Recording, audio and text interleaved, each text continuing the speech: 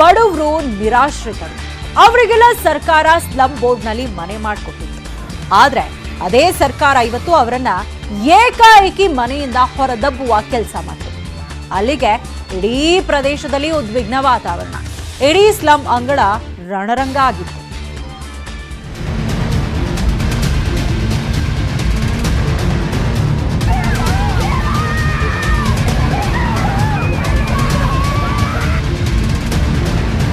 ಕಣ್ಣೀರು, ಆಕ್ರೋಶ, ಬೆಂಕಿ ಗಲಾಟೆ.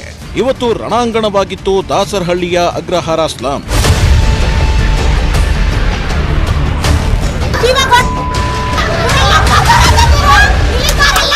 ನಮ್ಮನ್ನ ಮನೆಯಿಂದ ಹೊರದಬ್ಬಿದ್ರೆ ಬಿಲ್ಡಿಂಗ್ನಿಂದ ಹಾರ್ತೀವಿ, ವಿಷ ಕುಡಿತೀವಿ, ಪುಟ್ಟ ಮಕ್ಕಳನ್ನ ಕಟ್ಕೊಂಡು ನಾವು ಎಲ್ಲಿಗೆ ಹೋಗೋದು? ಬಡವರ ಈ ಕಣ್ಣೀರಿನ ಪ್ರಶ್ನೆಗೆ ಪೊಲೀಸರು ಹಾಗೂ ಸ್ಲಂ ಬೋರ್ಡ್ ಅಧಿಕಾರಿಗಳಲ್ಲಿ ಉತ್ತರನೇ ಇರಲಿಲ್ಲ. ಆದರೆ ಜನರ ವಿರೋಧವನ್ನ ಲೆಕ್ಕಿಸದೆ ಮನೆಯೊಳಗಿನ ಸಾಮಗ್ರಿಗಳನ್ನ ಬೀದಿಗೆ ಹಾಕಿದ್ರು. ಅಗ್ರಹಾರ ದಾಸರಹಳ್ಳಿ ಸ್ಲಂನ 65 ಮನೆಗಳ ಪೈಕಿ 17 ಮನೆಯವರ ಸಾಮಗ್ರಿಗಳನ್ನ ಮುಲಾಜಿಲ್ಲದೆ ಹೊರಹಾಕಿದ್ರು. 70 ವರ್ಷದ ಅಜ್ಜಿ, ಕಣ್ಣು ಕಾಣದ 2 ಕುರುಡ ದಂಪತಿ ಸೇರಿದಂತೆ ಅನೇಕ ಬಡ ಕುಟುಂಬದವರು ಬೀದಿಗೆ ಬಿದ್ರು. ನಮ್ಮ ಮನೆ ಪರಿಸ್ಥಿತಿ ನೋಡಿದ್ರೆ ಒಲೆ ಇಕ್ಕಿ ಅಡುಗೆ ಮಾಡ್ತಾ ಇದ್ದೀನಿ ಸ್ವಾಮಿ. ನನಗೆ ಎಂಥದ್ರಲ್ಲೂ ನನಗೆ ವಿಧಿ ಇಲ್ಲ. ಏನೋ ಇವರಾದ್ರೆ ನಮ್ಮ ತಾಯಿ ತಂದೆ ಥರ ಮಾಡ್ತಾರೆ, ನಮ್ಗೆ ನೆಳ್ಕೊಡ್ತಾರೆ ಅಂತ ಆ ರೋಡಲ್ಲಿ ಇಳ್ದು ಈ ರೋಡಲ್ಲಿ ಇದ್ದು ನಾವೆಲ್ಲ ಮಾಡ್ದೆ. ಈಗ ಹೊಸ ಲಿಸ್ಟಿಗೆ ಎಲ್ಲರನ್ನ ಹಾಕೊಂಡು ಹಳಬರಿದ್ದನ್ನೆಲ್ಲ ಖಾಲಿ ಮಾಡ್ಸಕ್ಕೆ ಇದು ನಿಜ ರೀ ಸ್ವಾಮಿ, ಇದು ಸತ್ಯ ನಡೀತದ ಇದು. ಮನೆಯಲ್ಲಿ ತುಂಬು ಗರ್ಭಿಣಿ ಇದ್ದಾಳೆ ಅಂತ ಬೇಡ್ಕೊಂಡ್ರು ಸ್ಲಂ ಬೋರ್ಡ್ ಅಧಿಕಾರಿಗಳ ಮನಸ್ಸೇ ಕರಗಲಿಲ್ಲ. ಈ ವೇಳೆ ಬಾಬು ಅನ್ನೋರು ಸಿಲಿಂಡರ್ಗೆ ಬೆಂಕಿ ಹಚ್ಚಿ ಆತ್ಮಹತ್ಯೆಗೆ ಯತ್ನಿಸಿದ ಘಟನೆ ನಡೆಯಿತು. ಸ್ಥಳದಲ್ಲಿ ಹೈ ಡ್ರಾಮಾ ನಡೆದು ಹೋಯಿತು.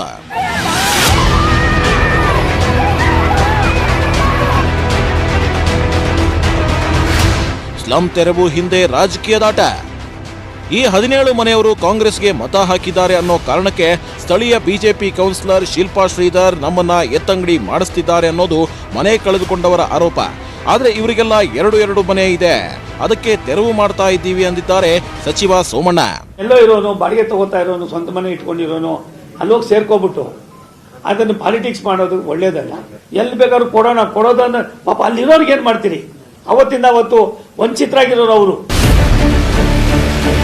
ಬಿಬಿಎಂಪಿ ಎಡವಟ್ಟು, ಬೀದಿಗೆ ಬದುಕು. ಮನೆ ತೆರವಿಗೆ ಹೈಕೋರ್ಟ್ ಬ್ರೇಕ್. ಇಷ್ಟೆಲ್ಲ ಕಿರಿಕ್ಗೆ ಕಾರಣವಾಗಿದ್ದು ಬಿಬಿಎಂಪಿ ಎಡವಟ್ಟು ಅನ್ನೋದು ಸ್ವತಃ ಸ್ಲಂ ಬೋರ್ಡ್ ಅಧಿಕಾರಿಗೆ ಬಾಯ್ಬಿಟ್ರ. ಹಳೆ ಲಿಸ್ಟ್ನಲ್ಲಿ ಇವರ ಹೆಸರು ಇದ್ರೂ ಹೊಸ ಲಿಸ್ಟ್ನಲ್ಲಿ ಇವರ ಹೆಸರು ಕೈಬಿಟ್ಟು ತಮಗೆ ಬೇಕಾದವರ ಹೆಸರನ್ನ ಸೇರಿಸಿದ್ದು ಗಮನಕ್ಕೆ ಬಂದಿದೆ.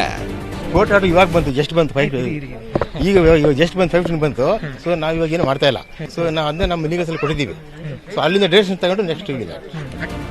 ಮಧ್ಯಾಹ್ನದ ವೇಳೆಗೆ ಮನೆ ತೆರವು ಮಾಡದಂತೆ ಹೈಕೋರ್ಟ್ ಬ್ರೇಕ್ ಹಾಕಿದೆ. 8 ವಾರಗಳ ಕಾಲ ಯಥಾಸ್ಥಿತಿ ಕಾಪಾಡುವಂತೆ ಆದೇಶ ಕೊಡ್ತು.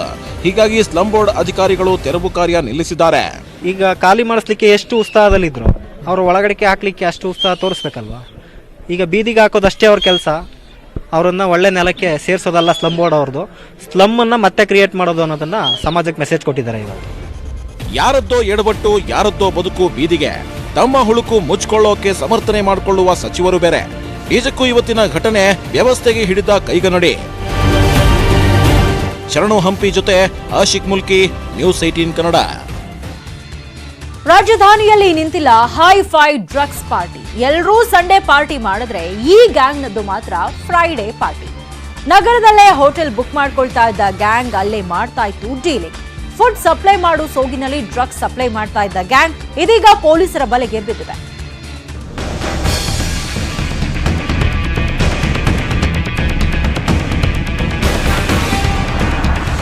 ಒಬ್ಬ ಟೂರಿಸ್ಟ್ ಏಜೆನ್ಸಿಯವ, ಮತ್ತೊಬ್ಬ ಫುಟ್ಬಾಲ್ ಪ್ಲೇಯರ್, ಇನ್ನೊಬ್ಬ ಬಿಡಿಎ ಬ್ರೋಕರ್, ಮಗದೊಬ್ಬ ಸಪ್ಲೈಯರ್. ಹೀಗೆ ಒಂದೊಂದು ಕೆಲಸ ಮಾಡ್ತಿದ್ದವರು ಐಷಾರಾಮಿ ಜೀವನಕ್ಕಾಗಿ ಡ್ರಗ್ಸ್ ಪೆಡ್ಲರ್ಗಳಾಗಿದ್ರು.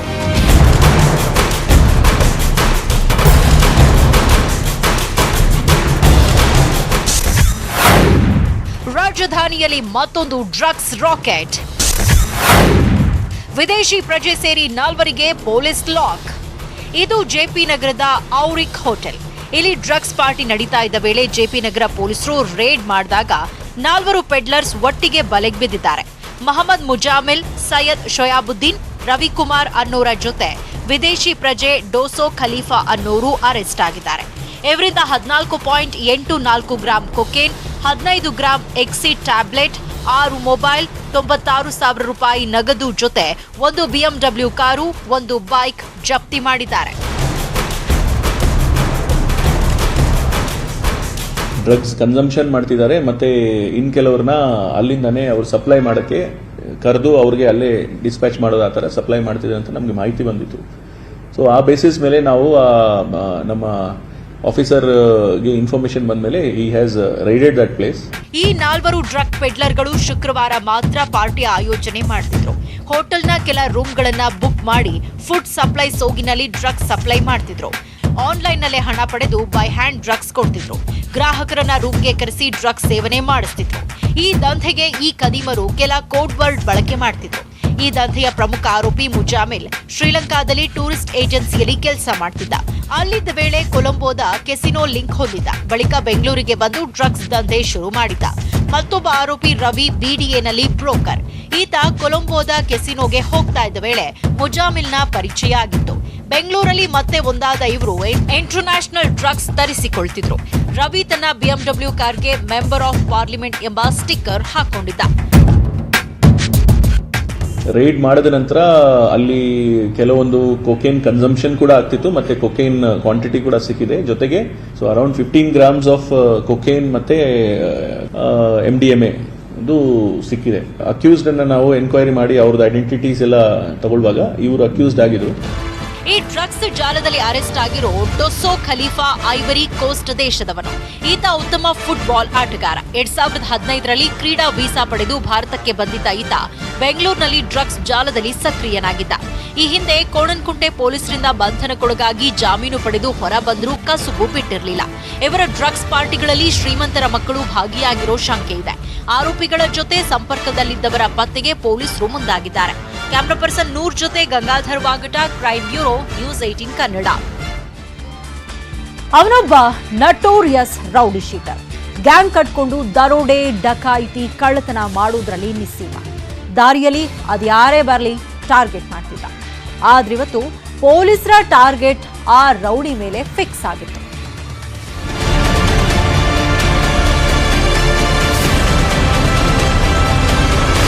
ಕಾಲಿಗೆ ಬ್ಯಾಂಡೇಜ್ ಕಟ್ಟಿಸಿಕೊಂಡು ಮಲಗಿರೋ ಈತ ಯಲಹಂಕದ ರೌಡಿ ಶೀಟರ್ ಶಬರೀಶ್ ಅಲಿಯಾಸ್ ಅಪಿ. ಈತನ ಮೇಲೆ 22ಕ್ಕೂ ಹೆಚ್ಚು ಕೇಸ್ಗಳಿವೆ. ಗೂಂಡಾ ಕಾಯ್ದೆ ಕೂಡ ಹಾಕಲಾಗಿತ್ತು. ಆದರೂ ಜೈಲಿನಿಂದ ಹೊರಬಂದು ಹಳೆ ಚಾಳಿ ಮುಂದುವರಿಸಿದ್ದ. ಏರ್ ಶೋ ವೇಳೆ ಸಹಚರರ ಜೊತೆ ಸೇರ್ಕೊಂಡು 2 ಪಲ್ಸರ್ ಬೈಕ್ಗಳನ್ನ ಕದ್ದು ಎಸ್ಕೇಪ್ ಆಗಿದ್ದ. ಈತನ ಕೃತ್ಯ CCTVಯಲ್ಲಿ ಸೆರೆಯಾಗಿತ್ತು.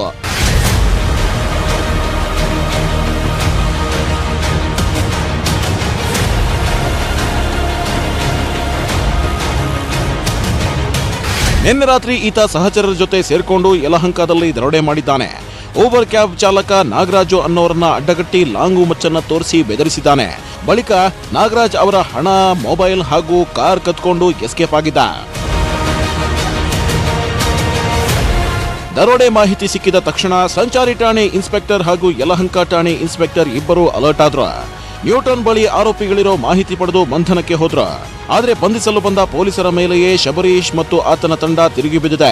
ಪೇದೆ ಶಿವಕುಮಾರ್ ಅನ್ನೋರ ಮೇಲೆ ಹಲ್ಲೆ ಮಾಡಿ ಎಸ್ಕೇಪ್ ಆಗೋಕೆ ನೋಡಿದ್ರು. ಅಷ್ಟರಲ್ಲಿ ಪೊಲೀಸರು ಶಬರೀಶ್ ಕಾಲಿಗೆ ಗುಂಡು ಹೊಡೆದು ಬಂಧಿಸಿದ್ದಾರೆ. ಅಷ್ಟರಲ್ಲಿ ಉಳಿದ ಆರೋಪಿಗಳು ಎಸ್ಕೇಪ್ ಆಗಿದ್ರು.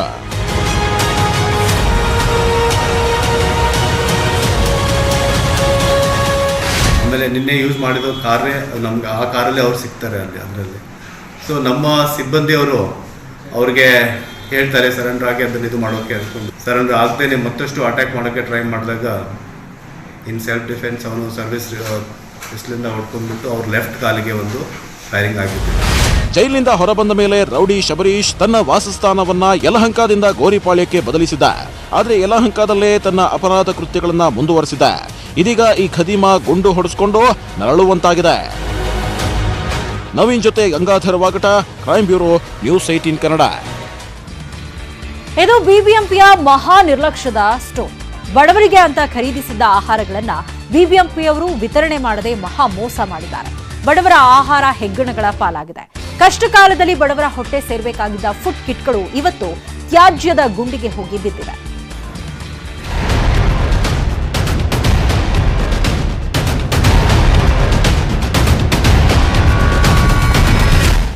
ತುಂಬಾ ರಾಶಿ ರಾಶಿ ಫುಡ್ ಕಿಟ್ಗಳು. ಬಾಕ್ಸ್ ತೆರಿತಾ ಇದ್ದಂತೆ ಹೊರಬಂದಿದ್ದು ಕ್ರಿಮಿ ಕೀಟ, ಇಲಿ, ಹೆಗ್ಗಣಗಳು. ಒಡೆದು ಹೋಗಿರೋ ದಿನಸಿ ಪಾಕೆಟ್ಗಳು. ಅಕ್ಕಿ, ಸಕ್ಕರೆ, ಉಪ್ಪು, ಖಾರದ ಪುಡಿ ಎಲ್ಲವೂ ಹಾಳು. ಬಡವರನ್ನ ಬಿಬಿಎಂಪಿ ಎಷ್ಟು ನಿರ್ಲಕ್ಷ್ಯ ಮಾಡುತ್ತೆ ಅನ್ನೋದಕ್ಕೆ ಈ ದೃಶ್ಯವೇ ಸಾಕ್ಷಿ. ಹಾಳಾಗಿರೋ ಈ ಆಹಾರ ಪದಾರ್ಥಗಳು ಕೊರೋನಾ ಕಾಲದಲ್ಲಿ ಬಡವರ ಮನೆ ತಲುಪಬೇಕಾಗಿತ್ತು. ಆದರೆ ಬಡವರ ಮನೆಗೆ ತಲುಪದೆ ಇಲಿ, ಹೆಗ್ಗಣಗಳ ಪಾಲಾಗಿವೆ. ಯಲಹಂಕ ವಲಯದ ಕೊರೋನಾ ಕಂಟೋನ್ಮೆಂಟ್ ಝೋನ್ ಜನರಿಗೆ ವಿತರಿಸಲು 4,000ಕ್ಕೂ ಹೆಚ್ಚು ಫುಡ್ ಕಿಟ್ಗಳನ್ನು ತಂದು ಕೊಡಿಗೆಹಳ್ಳಿಯಲ್ಲಿ ದಾಸ್ತಾನು ಮಾಡಲಾಗಿತ್ತು. ಆದರೆ ಕಳೆದ 3 ತಿಂಗಳಿಂದ ವಿತರಣೆಯಾಗಿರಲಿಲ್ಲ. ದಾಸ್ತಾನು ಮಾಡಿದ್ದ ಈ ಆಹಾರ ಪದಾರ್ಥಗಳು ಈಗ ಕೊಳೆತು ಹೋಗಿವೆ. ಎಣ್ಣೆ ಗೋದಾಮಿನಲ್ಲೇ ಚೆಲ್ಲಿ ಹೋಗಿದೆ. ಸ್ಥಳೀಯರು ಕೂಡ ಲೋಕಲಿಸ್ಟ್ಗಳು ಹೇಳ್ತಾ ಇರೋದು, ನಾವು BBMP ಗಮನಕ್ಕೆ ತಂದ್ರೂ ಕೂಡ ಯಾರು ರಿಯಾಕ್ಟ್ ಮಾಡಿಲ್ಲ ಅಂತ. ಎಷ್ಟು ಪ್ಯಾಕೆಟ್ಗಳು ಸರ್ ಇರೋದಿಲ್ಲ ಈಗ ಹಾನಿ ಆಗಿರೋದಿಲ್ಲ? ಪ್ರಥಮ ಹಂತದಲ್ಲಿ 750 ಅಂತ ನಮ್ಮ ಮಾಹಿತಿ ಇದೆ. ಅದನ್ನು ಇದು ಪೂರ್ತಿ ಕ್ಲಿಯರ್ ಮಾಡಾದ್ಮೇಲೆ ನಮಗೆ ಮಾಹಿತಿ ಸಂಪೂರ್ಣವಾಗಿ ಗೊತ್ತಾಗುತ್ತೆ. ಈ ಗೋಡೌನ್ನಲ್ಲಿ ಸುಮಾರು 2,000ದಷ್ಟು ಫುಡ್ ಕಿಟ್ಗಳು ಹಾಳಾಗಿರೋ ಸಾಧ್ಯತೆ ಇದೆ. ಆದರೆ 750 ಕಿಟ್ಗಳಷ್ಟೇ ಹಾಳಾಗಿವೆ ಅಂತ ಬಿಬಿಎಂಪಿ ಅಧಿಕಾರಿಗಳು ಹೇಳ್ತಾ ಇದ್ದಾರೆ. ಹಾಳಾಗಿದ್ದ ಅಷ್ಟೂ ಫುಡ್ ಕಿಟ್ಗಳನ್ನ ಇವತ್ತು ಡಂಪ್ ಯಾರ್ಡ್ಗೆ ಸಾಗಿಸಲಾಯಿತು. ಬಿಬಿಎಂಪಿಯ ಈ ನಿರ್ಲಕ್ಷ್ಯಕ್ಕೆ ಜನರು ಆಕ್ರೋಶ ವ್ಯಕ್ತಪಡಿಸಿದ್ರು. ಬಡವರಿಗೆ ಫುಡ್ ಕಿಟ್ ಕೊಡದೆ ಅನ್ಯಾಯ ಮಾಡಿದೆ ಅಂತ ಕಿಡಿಕಾರಿದ್ರು. ಈ ಬಗ್ಗೆ ತನಿಖೆ ಮಾಡೋದಾಗಿ ಬಿಬಿಎಂಪಿ ತೇಪೆ ಹಚ್ಚಿದೆ. ಅವ್ರಿಗೆ ಅವಾಗ ಕೊಡಬೇಕಾಯ್ತು, ಬಡವ್ರಿಗೆ ಆಗ್ತಾ ಇರೋದು ಅವ್ರಿಗೆ. ಇವಾಗ ಸುಮ್ಮನೆ ವೇಸ್ಟ್ ಆಗುತ್ತೆ. ಏನು ಮಾಡ್ತಾರೋ ಗೌರ್ಮೆಂಟ್ಗೆ ಅವ್ರಿಗೆ ಗೊತ್ತು. ಇಷ್ಟೇನೆ ಇವಾಗ 3 ಇದೆ ನೋಡಿ, ಟ್ರ್ಯಾಕ್ಟರ್ ಇದೆ 3 ತುಂಬ್ತಾ ಇರೋದು. ಇದಕ್ಕೇನು ಸುಮ್ಮನೆ ಬಡವ್ರಿಗೆ ಕೊಟ್ಟರೆ ಸಹಾಯ ಆಗುತ್ತೆ. ಅವಾಗ ಕಿಟ್ಟು ಬಡವ್ರು ಕೊಟ್ಟಿದ್ರೆ ಒಳ್ಳೇದಾಗೋದು, ಬಡವರಿಗೆ ಒಂದು ದಾರಿ ಆಗೋದು. ಇವತ್ತು ವೇಸ್ಟ್ ಮಾಡ್ತಾ ಇದ್ದಾರೆ, ಯಾರಿಗೂ ಕೊಟ್ಟಿಲ್ಲ. ತೊಗೊಂಡೋಗಿ ಗಿಡಕ್ಕೋ ಮರಕ್ಕೋ ಒಂದು ಕೆರೆಗೆ ಸುರಿತಾರೆ. ವೇಸ್ಟ್ ಆಗ್ತಾ ಇದೆ ಎಲ್ಲನೂ. ಅಕ್ಕಿ, ಬೇಳೆ, ಎಣ್ಣೆ, ಉಪ್ಪು ಎಲ್ಲ ಇದೆ, ಎಲ್ಲ ವೇಸ್ಟ್ ಮಾಡ್ತಾ ಇದ್ದಾರೆ ಸರ್. ವಿತರಣೆಗಳಲ್ಲಿ ಈಗಾಗಲೇ ಮಾನ್ಯ ಜಂಟಿ ಆಯುಕ್ತರು ಯಾರ್ಯಾರು ಈ ವಿತರಣೆಯನ್ನು ಮಾಡಲಿಕ್ಕೆ ನಿರ್ಲಕ್ಷ್ಯ ತೋರಿದ್ದಾರೆ ಅವರ ಮೇಲಿನ ತನಿಖೆಯನ್ನು ನಡೆಸಲಿಕ್ಕೆ ಈಗಾಗಲೇ ತಿಳಿಸಿದ್ದಾರೆ. ಈ ಫುಡ್ ಕಿಟ್ ವಿತರಿಸದೆ ನಿರ್ಲಕ್ಷ್ಯ ಮಾಡಿದವರ ಮೇಲೆ ಕ್ರಮ ಕೈಗೊಳ್ಳಲು ಬಿಬಿಎಂಪಿ ಕಮಿಷನರ್ ನಿರ್ಧರಿಸಿದ್ದಾರೆ. ಆದರೆ ಇರುವ ಕೊಡೋದ್ ಬಿಟ್ಟು ಕೆಟ್ಟ ಮೇಲೆ ಬುದ್ಧಿ ಬಂತು ಅಂದ್ರೆ ಏನ್ ಪ್ರಯೋಜನ ಅಂತಿದ್ದಾರೆ ಜನ. ಶರಣು ಹಂಪಿ, ನ್ಯೂಸ್ 18 ಕನ್ನಡ, ಬೆಂಗಳೂರು. ನಮ್ಮ ಬೆಂಗಳೂರು ಮುಂದುವರಿಯುತ್ತೆ ಚಿಕ್ಕ ಬ್ರೇಕ್ ಆದ್ಮೇಲೆ. Welcome back. ಅದು ಬೆಂಗಳೂರಿನ ವಿವಾದಿತ ಸ್ಟೀಲ್ ಬ್ರಿಡ್ಜ್ ಯೋಜನೆ. 50 ಕೋಟಿ ವೆಚ್ಚದ ಈ ಉಕ್ಕಿನ ಮೇಲ್ಸೇತುವೆ ಈಗ ಮತ್ತೆ ಸುದ್ದಿಯಲ್ಲಿದೆ. ಸ್ಟೀಲ್ ಬ್ರಿಡ್ಜ್ಗಾಗಿ ಬಿಬಿಎಂಪಿ ರಾತ್ರೋರಾತ್ರಿ ಮರಗಳನ್ನ ಕಟಾವು ಮಾಡಿದೆ. ಪರಿಸರವಾದಿಗಳು ಕಣ್ಣು ಕೆಂಪಾಗುವಂತೆ ಮಾಡಿದೆ.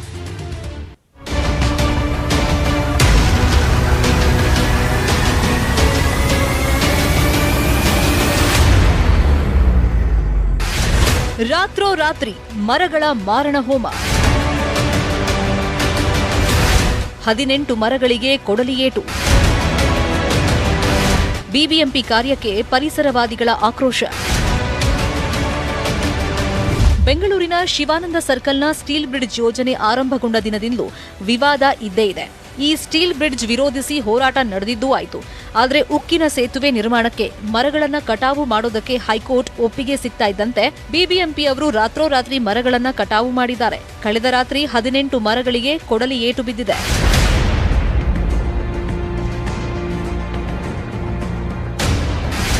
ಹೈಕೋರ್ಟ್ ಆದೇಶದ ಬೆನ್ನಲ್ಲೇ ಮೊದಲ ಹಂತದಲ್ಲಿ 18 ಮರಗಳು ಹಾಗೂ ಎರಡನೇ ಹಂತದಲ್ಲಿ 16 ಮರಗಳನ್ನ ಕಟ್ ಮಾಡೋದಕ್ಕೆ ಬಿಬಿಎಂಪಿ ನಿರ್ಧಾರ ಮಾಡಿತ್ತು. ಅದರಂತೆಯೇ ಕಳೆದ ರಾತ್ರಿ ಬಿಬಿಎಂಪಿಯ ಅರಣ್ಯ ಇಲಾಖೆಯವರು ವಿವಿಧ ಜಾತಿಯ 18 ಮರಗಳನ್ನ ಕಟಾವು ಮಾಡಿ ತೆರವು ಮಾಡಿದ್ದಾರೆ. ಇದಕ್ಕೆ ಪರಿಸರವಾದಿಗಳು ಹಾಗೂ ಸ್ಥಳೀಯರು ಆಕ್ರೋಶ ವ್ಯಕ್ತಪಡಿಸಿದ್ದಾರೆ. ಹೈಕೋರ್ಟ್ ಇದಕ್ಕೆ ಆರ್ಡರ್ ಕೊಟ್ಟಿದೆ ಅಂತ ಹೇಳಿದ್ರೆ ಖಂಡಿತ ನಾವು ಹೈಕೋರ್ಟ್ ಆರ್ಡರ್ನ ರೆಸ್ಪೆಕ್ಟ್ ಮಾಡ್ತೀವಿ. ಸಣ್ಣ ಭಾಗದಲ್ಲಿ ಮರಗಳನ್ನ ಕಡಿತಾ ಇದ್ರೆ ಗ್ರೀನ್ ಸಿಟಿ ಗಾರ್ಡನ್ ಸಿಟಿ ಅನ್ನೋ ಹೆಸರು ಎಲ್ಲಿ ಉಳ್ಕೊಳ್ಳುತ್ತೆ? ಈ ದೊಡ್ಡ ಮರಗಳು ನಾವು ಬೆಂಗಳೂರು ಕಳ್ಕೊಂತಾನೆ ಇದೆ. ಶಿವಾನಂದ ಸರ್ಕಲ್ನ ಸ್ಟೀಲ್ ಬ್ರಿಡ್ಜ್ ಕಾಮಗಾರಿ ಈಗಾಗಲೇ ಆರಂಭವಾಗಿದೆ. ಹಲವು ಸಮಸ್ಯೆಗಳಿಂದ ಕುಂಟುತ್ತಾ ಸಾಗಿರೋ ಇದರ ಕಾಮಗಾರಿಯನ್ನ ಮುಂದಿನ 3 ತಿಂಗಳಲ್ಲಿ ಮುಗಿಸೋದಾಗಿ ಬಿಬಿಎಂಪಿ ಆಡಳಿತಾಧಿಕಾರಿ ತಿಳಿಸಿದ್ದಾರೆ. ಬಹಳ ಸಮಯಬದ್ಧವಾಗಿ ಅದನ್ನು ಮಾಡ್ತಕ್ಕಂಥದ್ದು ನಾವು ಹೇಳ್ತಾ ಇದ್ದೀವಿ. 3 ತಿಂಗಳೊಳಗೆ ಅದನ್ನು ಮುಕ್ತಾಯ ಮಾಡ್ತಕ್ಕಂಥದ್ದು ಒಂದು ಕಾರ್ಯಕ್ರಮವನ್ನು ಹಾಕೊಡ್ತಕ್ಕಂಥದ್ದು ನಾನು ಅವರಿಗೆ ನಿರ್ದೇಶನವನ್ನು ನೀಡಿದ್ದೇನೆ. ಹೀಗೆ ಶಿವಾನಂದ ಸರ್ಕಲ್ ಸ್ಟೀಲ್ ಬ್ರಿಡ್ಜ್ ಈಗ ಮತ್ತೆ ಸುದ್ದಿಗೆ ಬಂದಿದೆ. ಮರಗಳ ಕಟಾವಿಗೆ ಪರಿಸರವಾದಿಗಳು, ಸ್ಥಳೀಯರು ಬೇಸರಗೊಂಡಿದ್ರು ಕೋರ್ಟ್ ಆದೇಶಕ್ಕೆ ತಲೆಬಾಗಿದ್ದಾರೆ. ಆಶಿಕ್ ಮುಲ್ಕಿ, ನ್ಯೂಸ್ 18 ಕನ್ನಡ, ಬೆಂಗಳೂರು. ನಿಮ್ ಮನೆ ಮುಂದೆ ಹೊರಗಡೆ ಕಾರ್ ಪಾರ್ಕಿಂಗ್ ಮಾಡ್ತಿದ್ದೀರಾ? ಹಾಗಾದ್ರೆ ನೀವು ಇನ್ ಮುಂದೆ ಈ ಪಾರ್ಕಿಂಗು ಶುಲ್ಕ ಕಟ್ಟಬೇಕು. ಸಿಲಿಕಾನ್ ಸಿಟಿ ಬೆಂಗಳೂರಿನಲ್ಲಿ ಮನೆ ಕಟ್ಟಿಸುವ ವೇಳೆ ಕಾರಿಗೂ ಜಾಗ ಬಿಡಬೇಕು, ಇಲ್ಲಾಂದ್ರೆ ನೀವು ಮನೆ ಪಕ್ಕ ನಿಲ್ಲಿಸೋದಕ್ಕೂ ಸಾವಿರಗಟ್ಟಲೆ ಫೀಸ್ ಕಟ್ಟಬೇಕು.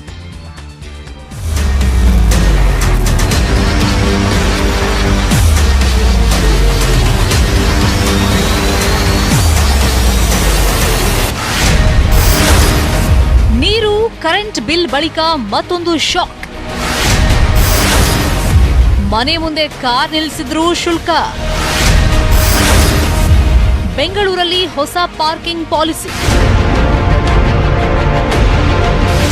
ಬೆಂಗಳೂರಿನಲ್ಲಿ ಟ್ರಾಫಿಕ್ ಸಮಸ್ಯೆ ಅಷ್ಟೇ ಪಾರ್ಕಿಂಗ್ ಸಮಸ್ಯೆನೂ ಇದೆ.